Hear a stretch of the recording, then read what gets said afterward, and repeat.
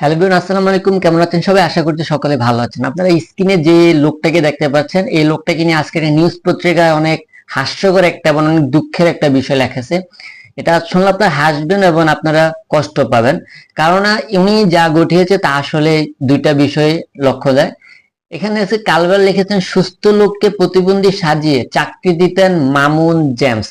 মানে যে স্ক্রিনে যে দুটা লোককে দেখতে পাচ্ছেন, ও একটা নাম হচ্ছে মামুন আর একটা নাম হচ্ছে জেমস। ওরা কি করতো? সুস্থ লোক যারা তাদেরকে প্রতিবন্ধী সাজিয়ে চাকরি দিতেন। মানে চাকরির কথা বলে ওনারা লাখ লাখ টাকা ওই লোকদের কাছ থেকে হাতিয়ে নিতেন। এখানে লেখা আছে, সুস্থ লোককে প্রতিবন্ধী সাজিয়ে চাকরি দিতেন প্রশ্নপাশ কাণ্ডে জড়িত মামুন ও জেমস। বিনিময়ে হাতিয়ে নিয়েছেন লাখ লাখ টাকা।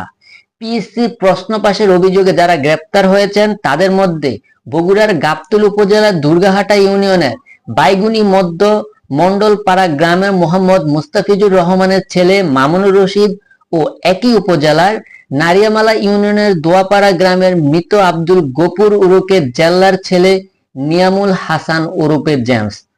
মামুন ঢাকায় পাসপোর্ট অধিদপ্তর অফিসে সহকারী হিসেবে এবং জেমস ঢাকা সরদ্দি মেডিকেল হাসপাতালে টেকনিশিয়ান হিসেবে কর্মরত। অভিযোগ আছে, শুধু যে প্রশ্ন পাশেই তারা জড়িত ছিলেন সেটি নয়, তাদের বিরুদ্ধে সুস্থ মানুষকে প্রতিবন্ধী সাজিয়ে কোটায় নিয়োগ পাইয়ে দেওয়ার অভিযোগ উঠেছে। এর বিনিময়ে তারা হাতিয়ে নিয়েছেন লাখ লাখ টাকা। গত বছরের 12 জুন গাবতলী উপজেলা ছাত্রলীগের সাবেক সাধারণ সম্পাদক আব্দুল গফুর বিপ্লব দুর্নীতি দমন কমিশনে এ বিষয়ে একটি লিখিত অভিযোগ করেন। 1 বছর পর হলেও সেই অভিযোগের কোনো তদন্তই হয়নি। সরজমিনে খোঁজ নিয়ে জানা গেছে, এলাকায় ভদ্র ছেলে হিসেবে পরিচিত মামুন, তবে তার মাধ্যমে অনেকে চাকরি পেয়েছেন।